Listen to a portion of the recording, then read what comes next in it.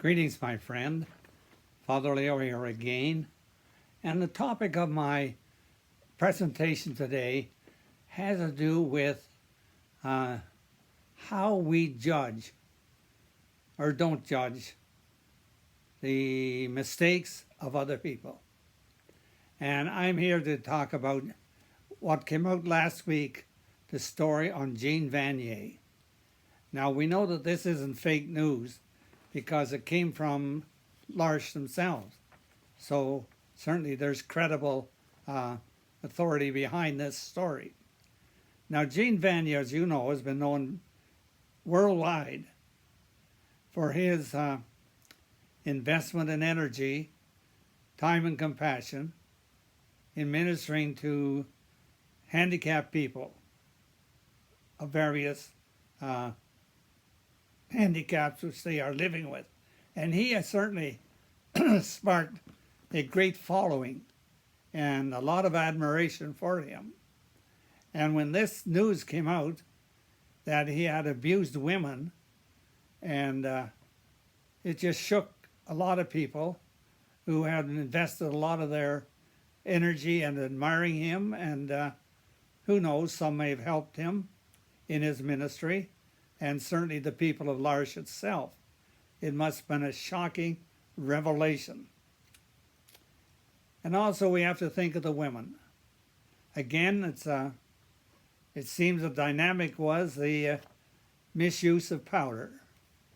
The power to somehow groom and eventually sexually use and misuse the women, 6 women I understand. And I think of how horrific it must have been for them. Horrific because their bodies were not respected. And of course that kind of assault, if you will, that kind of abuse harms our mental abilities, our emotional life, and our spiritual growth. It just really is the whole person. The whole person suffers under any kind of sexual abuse. And so certainly our empathy and our love goes out to the 6 women. And of course, and we have to see them as more as a victim, more than a victim. That's to diminish them again, to call them victims. They're human beings. In a great human family, they are my sisters. And their pain is my pain. Their loss of self-esteem and self-worth somehow impacts on mine. We stand together as one. And certainly for my part, I think it's unfortunate that they will not have their day in court because Vanier is dead. So he will not have to answer in the court of law for his behaviors. So I have to say that somehow they are my sisters. I stand in solidarity with them. I carry them in my heart. And I pray for healing, that people will come forward and there'll be a network of people who will love and support them and somehow bring them healing. And it's a terrible, terrible thing that has happened to them. And of course, we know that this kind of stuff has been going on for a long time, where somehow powerful men have been able to use and abuse women. And that's been going on for so long that somehow, somewhere along the line, there's that need to be enlightened, become aware that this kind of behavior is wrong, wrong, wrong. I think though, when I think of people like Vanier, I think in many ways what happened is that, like a lot of powerful people, they're put on a pedestal.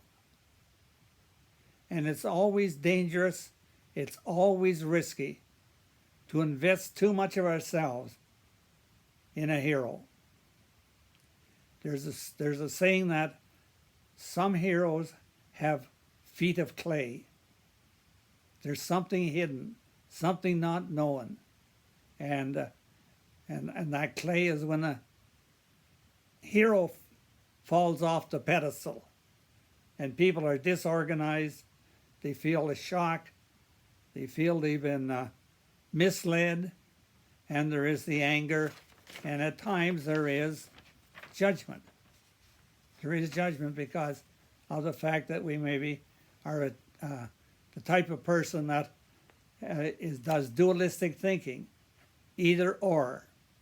People are either good or bad, right or wrong, in or out. And of course, with that kind of world view, a person is trapped because they really don't know what to do, to judge or not to judge. So I just have to make a reference again to non-dual thinking. Non-dual thinking says both and. So when it comes to the paradoxes of life, the ambiguities of life, a non-dualistic thinker is able to say, on the one hand, it's this, and on the other hand, it's this, and hold them in tension to find a third way, something creative, something that's new and different on how one proceeds. And I think that's a good example here, where on the one hand, we can see there was so much that was good about Vanier, what he's done for so many people. It is really amazing, amazing, and he did win the hearts of many people because it was so amazing. And on the other hand, of course, is the fact that he was some kind of a wound in his psyche. What that might be, we don't know, but some kind of a wound in his psyche. And that wound, since he didn't attend to it, manifested itself. And that happens. If a person is carrying a secret, very often that secret will leak out onto other people. And that's what we see here. How his secret of the wound or whatever in the psyche was wrong, it leaked out onto those women.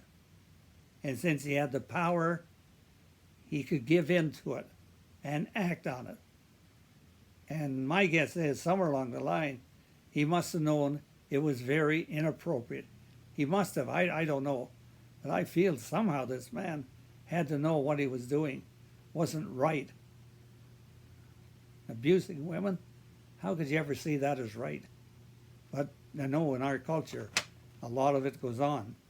And like I say, those 6 women were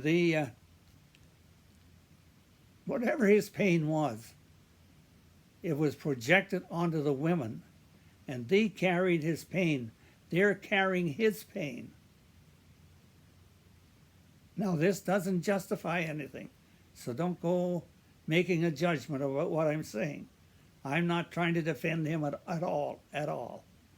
I'm just trying to show how we might deal with this in a creative way, in a loving way. And that's particularly true for people of goodwill, people who follow the Gospels.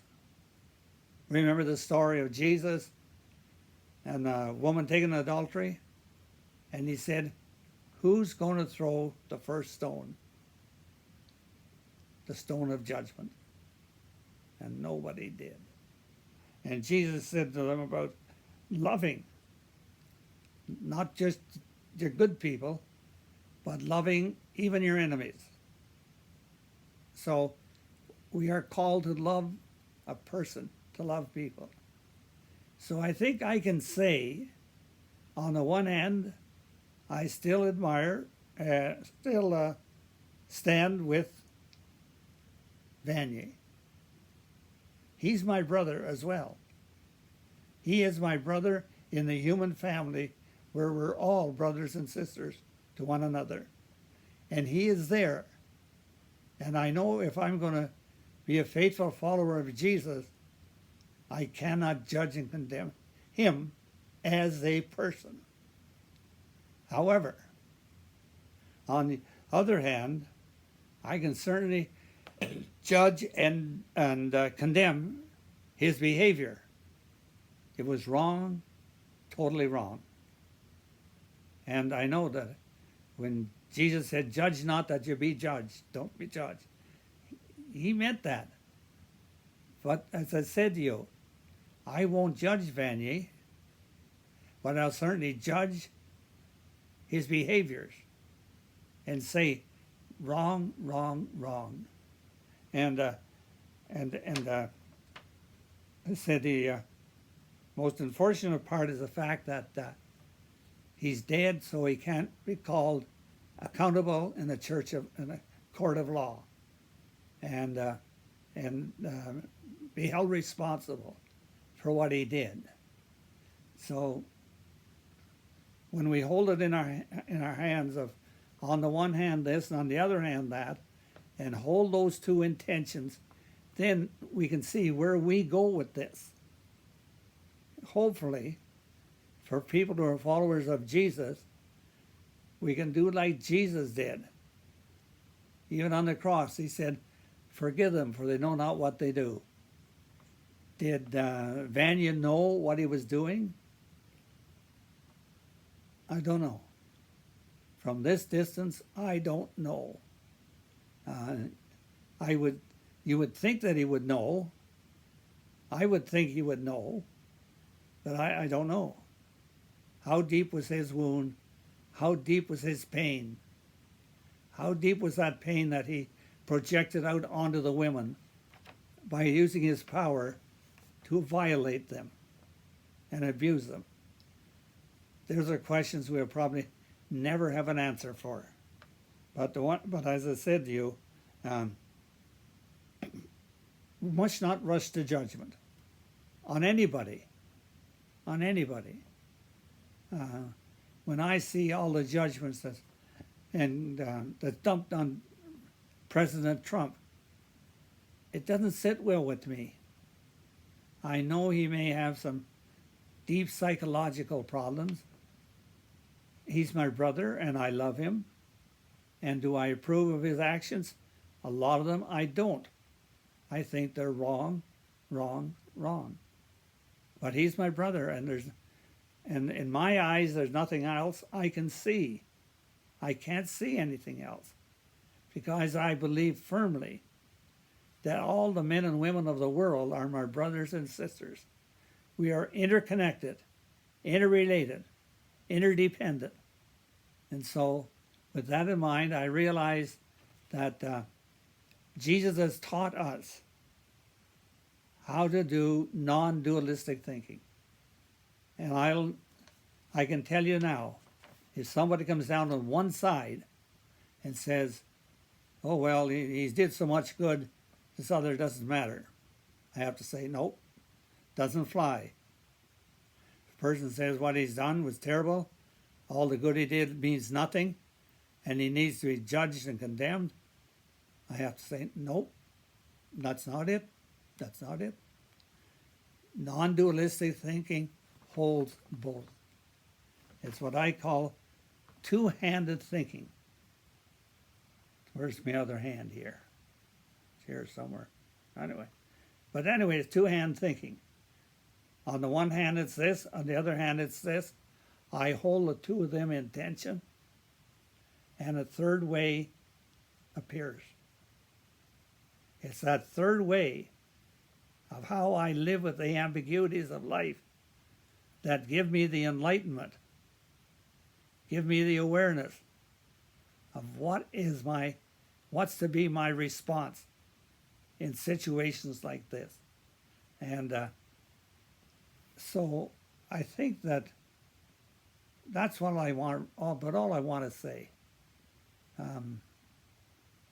It's an unfortunate situation. The people of large in the various countries of the world are shocked, dismayed, disappointed. But the kind of people they are, you can be sure they'll carry on. L'Arche is still alive, still functioning, and doing the work that they missioned themselves to many years ago. And all those good people will indeed carry on, and L'Arche will continue to flourish. There's no doubt in my mind. It's the work of God, and God will continue to strengthen and encourage and inspire the people of L'Arche to continue and to go forward, and to go forward in a very powerful and creative manner. Naturally, I pray for the 6 women. I hold them in my heart. They are my sisters, and I love them. And I send them healing love and healing prayer. And, I would really love to be able to talk to them and just let them know that I stand in solidarity with them. They are my sisters, and they have been wronged. They have been wronged. They've been violated. They've been abused. It should never have happened to them, just as it should never happen to women anywhere. And there has to be a tremendous change in the minds and hearts. So the patriarchy have got to change their minds and see differently. And I guess that's all I want to say. And I hope that talking about the non-dualistic thinking helps anybody to say, well, in the light of that, how do I judge Vanier? Do I judge the man? Say he was a terrible person? Or do I judge his behavior, which indeed was wrong, wrong, wrong? God bless.